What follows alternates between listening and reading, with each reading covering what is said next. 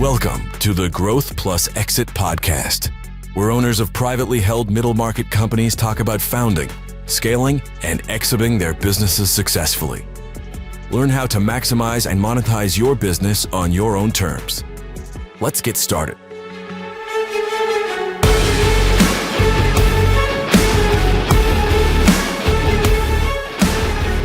Hi, I'm Susan Carney, your host for the Growth Plus Exit podcast, where middle market owners and CEOs talk about founding businesses, growing them and scaling them, and sometimes exiting them as well. This episode is brought to you by Newport LLC. We're a team of seasoned business owners and C-suite executives. We work with CEOs of privately held companies to build more valuable businesses and help them with exit or transition on their own terms if they should decide to do that. You can learn about us at newportllc.com. Today, I'm excited to be talking with Lisa Mascolo. Lisa's an accomplished CEO and a board director. She has a passion for leadership development, and I hope we'll dig into that a little bit during our conversation today. She's currently the CEO at Voyatek, and previously spent a lot of time as a very senior and successful executive with both IBM and Accenture. So you can see she has a very kind of varied professional past, and I'm excited to learn about it. So, Lisa, welcome. We're pleased you're here. Thank you. I'm excited to have this conversation. I appreciate it. Great. So let's start off on the professional side. Tell us a little bit about your professional background. Is there a common thread that runs through the experiences you've chosen to have? Tell us just a little bit about it. So I would say it sort of started when I was a kid. My paternal grandfather was a New York City employee. And when I was a little kid, I used to accompany him. We lived in New Jersey. I used to accompany him back to the city in the summer. I'd sort of beg to go back to the city with him. And he was a precursor of two things. One, 311 and take your kids to work day.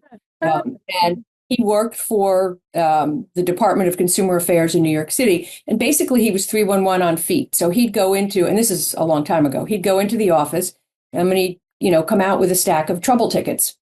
And we would go, he'd have a stack of trouble tickets and me in the other hand, and we'd go sort of door to door, talking to people about what were the complaints that came in overnight and what could the city do to help ameliorate the challenge. And they were everything from, simple things like the neighbor's dog won't stop barking to more important, impactful human services things. And so I really got the bug for public service and for consulting. And so for me, that's really the thread that's run through my career, which is being able to help government do its mission better, right? I'm all about our clients. Our clients are great, government agencies. Sometimes they pay their bills on time. What I really like, though, is the fact that our clients have clients and we serve our clients' clients. And so for me, that's sort of the thread that's run through my career is helping government be better. Yeah, it's interesting. I love that story about him being 311 on his feet, because I did wonder, looking at your background, about how you chose to work in the government sector rather than in the private sector, because I have noticed that thread, and particularly state and local government, which a lot of people don't really think about too much, but can be very satisfying. Well, if you think about where you live and what we do as people, we drive on roads, we send our kids to school, or we go to school. State and local government, and I spent a lot of time also working for U.S. federal government and other countries' governments as well. State and local government, or provincial in a place like, Canada or Australia, the provincial governments are the ones that most directly serve the citizens. And so if you're really passionate about the mission, doing work in the state and local space is really important. Yeah, that's great. I love that. My dad did work in state and local government, and so maybe we have that common thread in our background. So how did you come to be a CEO and a CEO at Voyatek? So as I am fond of saying, I was a founding partner at Accenture. So I was at Accenture for about 30 years. And then I retired at a point in time in my family life that required a little more attention. I unretired, as I like to say, for the first time, and took the role of CEO of a small federal systems integrator, re-retired, got lured into IBM and spent about 4 years at IBM and re-retired. I have unretired for the third and final time, and that happened in the fall of 23. So private equity owned a company. They bought another company, and the objective was to put the two companies together. Those two companies that came together ultimately became Voyatek. So I became the CEO of the combined entity in, call it October of 23. And we launched the Voyatek brand name in April of 24. So just about a little over a year ago, we hit the market as Voyatek. Mm-hmm. And what was it about that particular opportunity? I mean, you seem to be quite good at unretiring, but still, what was it about this particular opportunity at Voyatek that caught your eye or struck your fancy, or where you thought you might be particularly impactful? For me, it's really hard to say no to the mission and the challenge that our public sector clients have. My view is that if you can make a difference, you should. And so that is a little bit of a tug on my heartstrings, because I do think that it matters. And when the opportunity came up, it was intriguing to me, clearly, primarily because it was in the state and local space, public sector, and we do some federal work as well, really important work at the intersection of fraud, waste, and abuse. And it is a private equity-backed company, which is not a space that I had played in at all. So the opportunity to do the stuff that I love in an environment that I maybe didn't necessarily understand, i.e. private equity, was pretty hard to say no to, frankly. Yeah. And so tell me about your time. Well, first tell me, are there any particular problems you solve for your government clients? Are you focused in a particular area, or do you do a broad set of solutions? Sure, we are. I like to describe Voyatek as a purpose-built government solutions company, right? We are only about government. I loved my time at Accenture, and I loved the fact that I was a founding partner at Accenture. And nonetheless, when I led that public service business globally, you still sit at the head table of a big company, and you make decisions that are the right decisions for the whole company. Some days they might also be the right decision for your piece of the business, and other days you would say, not so much. In this case, we only make decisions about our sector. We only make strategic decisions or tactical decisions about what we think is really going to make a difference for this client set, and that really does matter to me. And I think it matters to our people, and we've created a culture and an environment where I think people want to be. It's a complicated market.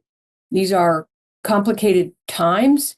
Our attrition is really low, and I think it's because we've created an environment that is a place where people want to be. We've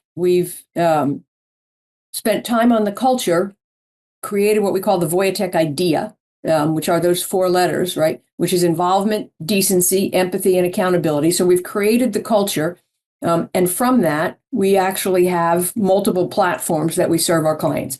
We serve tax and revenue, health and human services, and justice and public safety. To me, creating the culture is important, right? I don't care how good you think you are in any of those vertical domains. Without the culture, without creating a place where people want to be, I don't care how good you are in the domain. If you don't have people, you're not going to be able to serve. So we spent some time really thinking about the culture and thinking about the integration of these two entities. And now we're really focused on scaling that in each of those 3 vertical domains. And we would argue that what we do in each of those 3 vertical domains is at the cold face. It is mission work. It's not back office. Somebody needs to do that. That's just not us. We do the mission work. What we do is hard, and we do it well in each of those 3 verticals. What lessons did you learn, easy or tough, in the transition? I have 2 in back of mind. The first one, the transition from a large organization like IBM or Accenture to a smaller middle market company.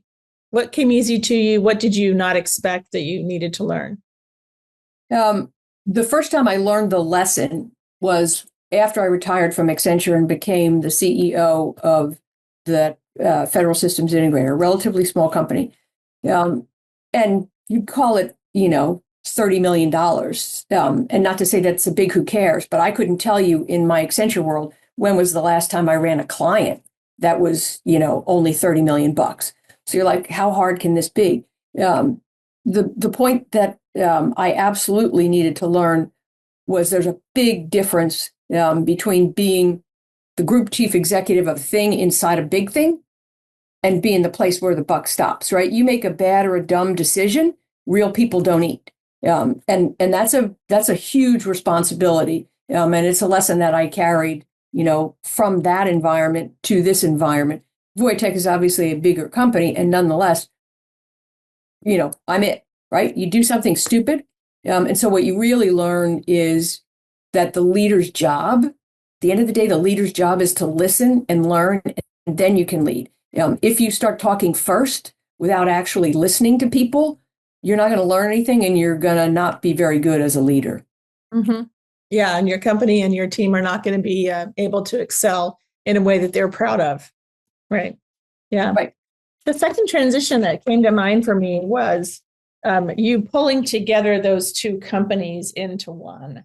And that's often very, very difficult. Most of those kinds of integrations and mergers don't work.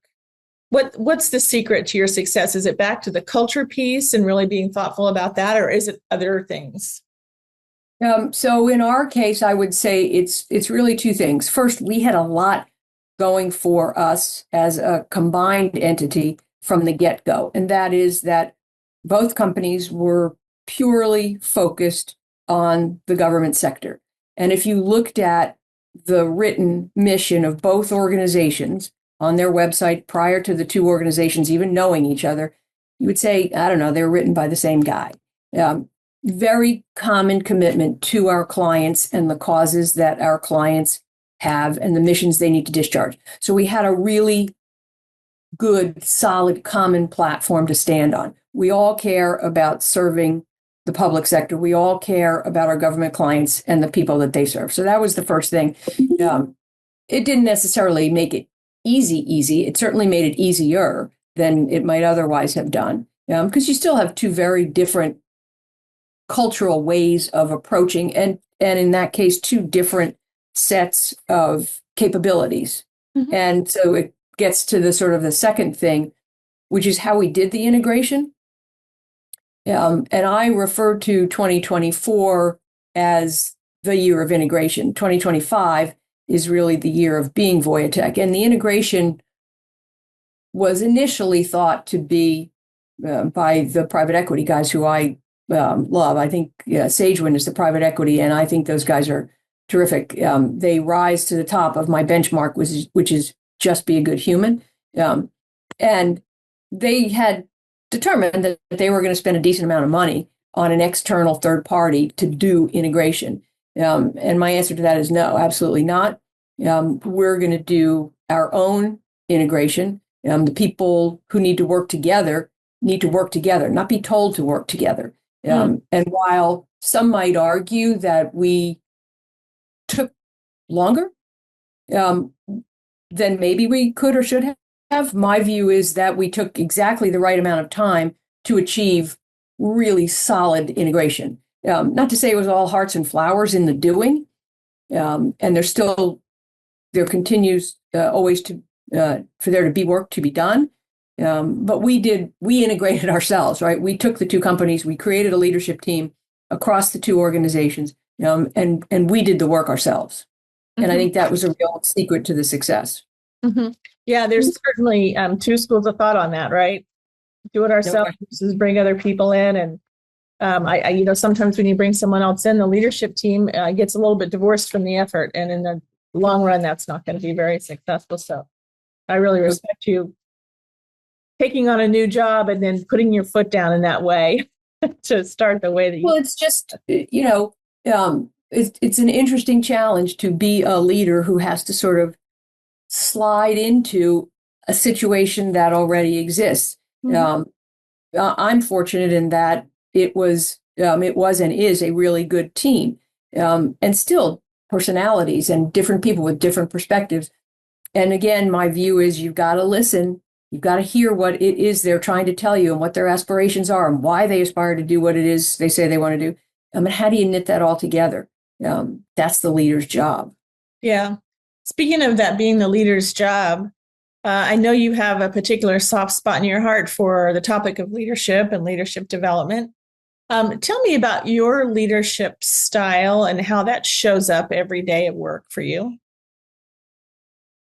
We all learn lessons. Sometimes you learn things the hard way yourself. Sometimes you learn by observing. And I probably have 2 or 3, my guys would say 5 or 12 things that I constantly tell them. One of the things that's critically important to me is that I'm the same whether the door is open or the door is closed. I worked once for a leader who I won't name, and that person was completely different when the door was closed versus when the door was open. When the door was open, that leader, as I like to say, gave great talk, sounded really good, compelling, talked about things that mattered to people. When the door was closed and it was, the executive leadership team, not so much. And I find that to be sort of largely disrespectful. And I took exception the other day to a LinkedIn post that I saw about, the day of the nice boss is over because times are tough. An effective leader needs to do and be and say the same things when the door is open or when the door is closed, when times are easy and when times are tough. If you aren't consistent in your messaging and the things that you think about that people really need to know, right? I really want them to know what are the 2 things that if I'm in a jam, she would tell me to do, so I know I'm going to get it mostly right. The only way to do that is 1, to model it, and 2, to be really clear in the way in which you talk about the things that matter. And you need to be fundamentally just a nice person. Yeah. Just be a decent, empathetic human being. I don't know everything, but I can tell you that my people aren't going to tell me stuff if they don't think I'm approachable, or they don't think I'm going to listen to whatever it is they have to tell me. And leaders need to, my first dictum is leaders need to listen and then learn, and then you can go lead. Mm-hmm. Mm-hmm. Yeah, that's sometimes difficult as well because you want people to tell you the truth without being yes people, right? You want to hear the hard truth. And so you need your team to be as authentic back to you as you're trying to be to them. And that takes that trust foundation that you're talking about, that knowledge of what you want and the fact that whether the door is open or whether it's good times or bad times, you're going to get what you're going to get and everybody knows it. And that's how we operate. I love that. I love that. Tell me about some of your proudest moments as you've gone through down this path the last 18 months or so. I do think the work that we did with respect to integration was a really good decision. And I think the decision to decide to brand the company, we're not going to call it this company or this company, we're going to call it something very different because it's about the intersection of these 2 things.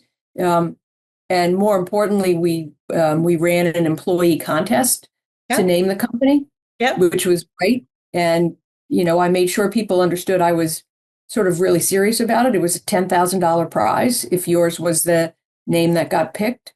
And we had almost 200 submissions. And the nice thing about it was we had submissions from people who came together who were from the 2 legacy organizations. That was really cool.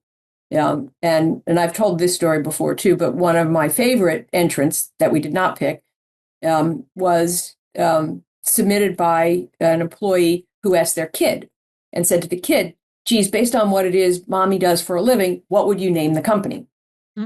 6-year-old kid apparently said without thinking about it, well, I would call the company Salvosaurus because you solve problems. And the kid was obviously into dinosaurs, which is kind of cool. We didn't pick it. And the name ultimately came from a software engineer who thought about the Voyager space mission and said, Voyager has lasted longer gone further, discovered more, contributed more than anybody ever expected.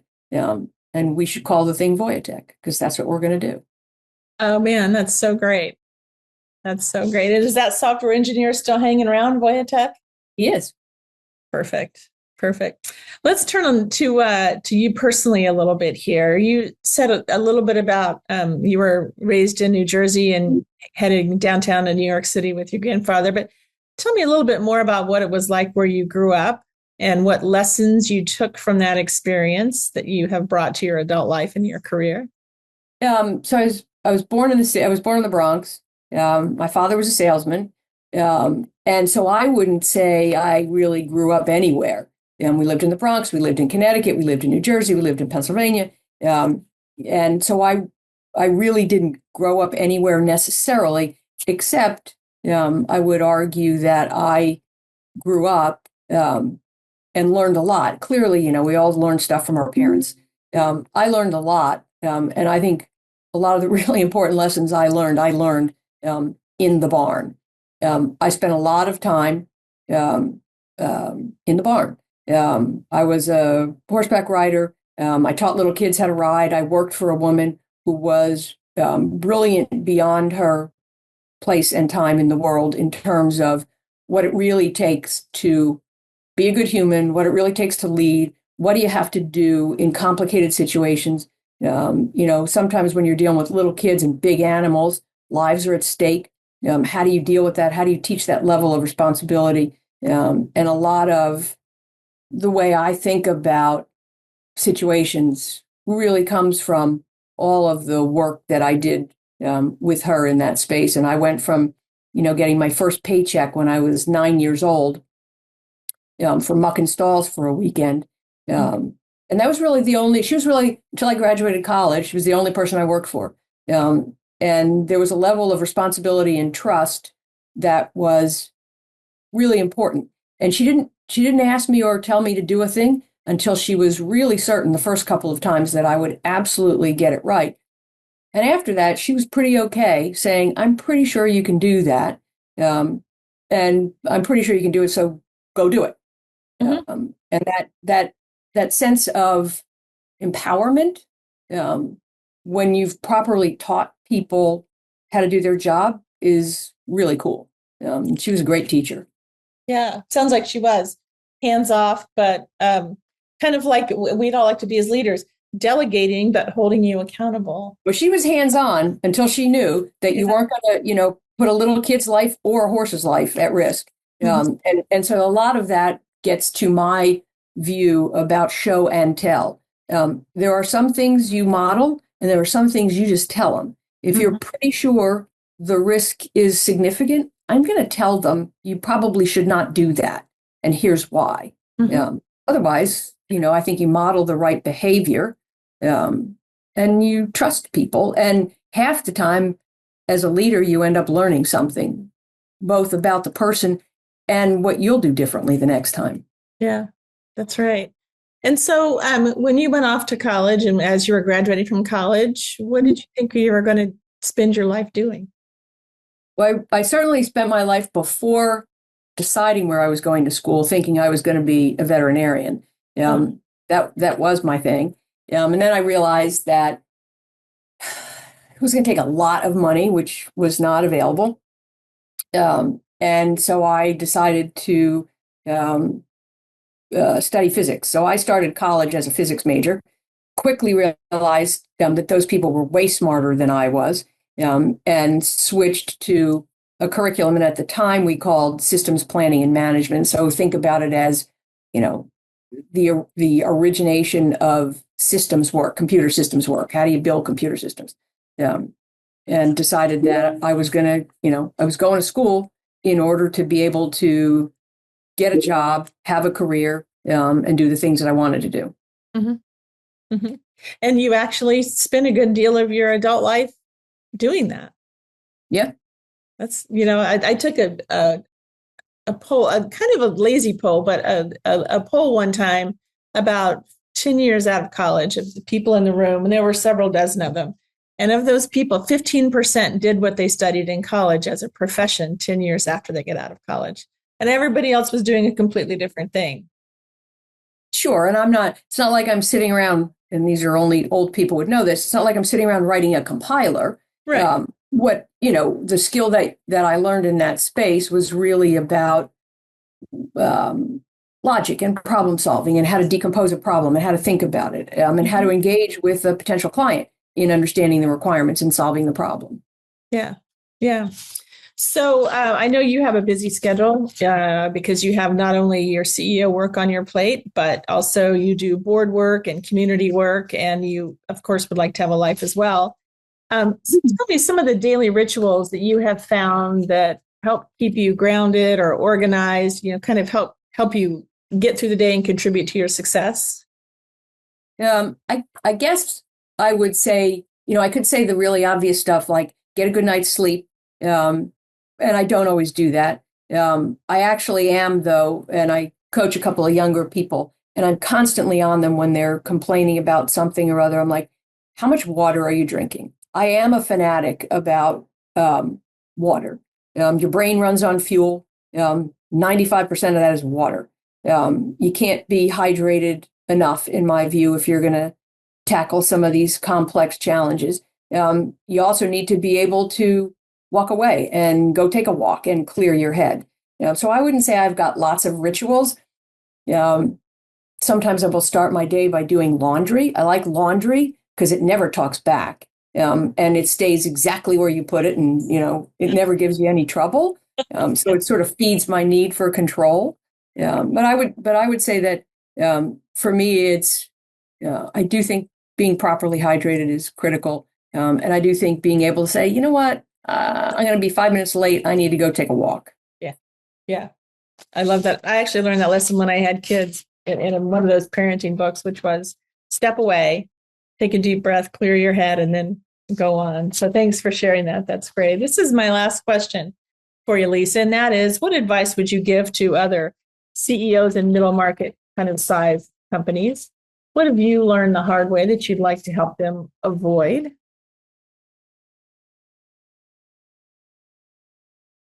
I guess you would say that the accumulation of experience is sometimes learning stuff the hard way.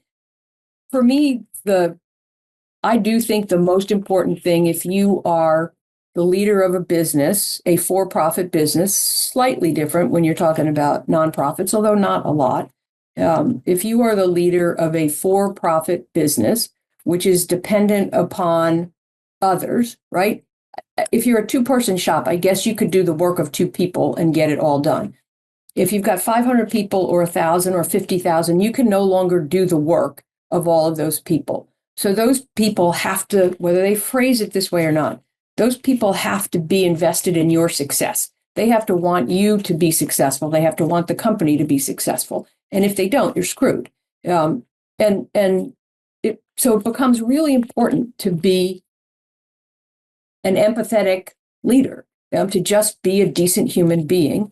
There's nothing wrong with being a nice person. There's nothing wrong with being a nice leader. Nice doesn't mean, as I said in this thing the other day, nice doesn't mean having low expectations. Nice doesn't mean accepting the unacceptable. Nice means being clear and consistent and compelling in your messaging so that people understand. And it means setting expectations. So for me, it's all about being a good human, because when you're a good human and things are complicated, people stick by you and stick by your company. When you're consistent, whether the door's open or closed, people know what to expect, and they want to be in an environment where they're respected and they have a voice. Yeah, you sound like someone I would have liked to work for in my career, for sure. That's great. That's just terrific.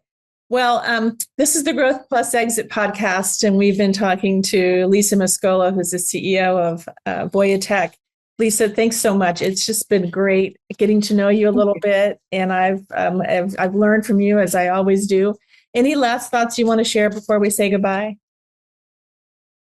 Thanks for the opportunity to chat. And I, again, believe strongly in the sector that we operate in. Voyatek's a great company. And I believe believe strongly that if you can make a difference, you should. I will not unretire again, but it's been, and I'm not going anywhere anytime soon. In case any of my people are listening, Right.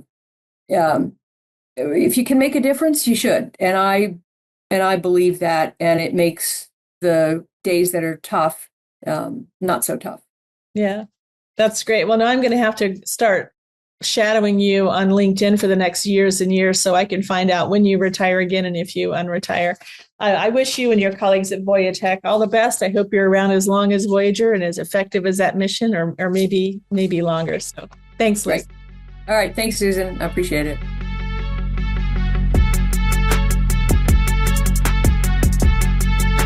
Thank you for listening to the Growth Plus Exit podcast, sponsored by Newport, a unique national business advisory firm. If you enjoyed this show, be sure to share, like, and subscribe for future episodes.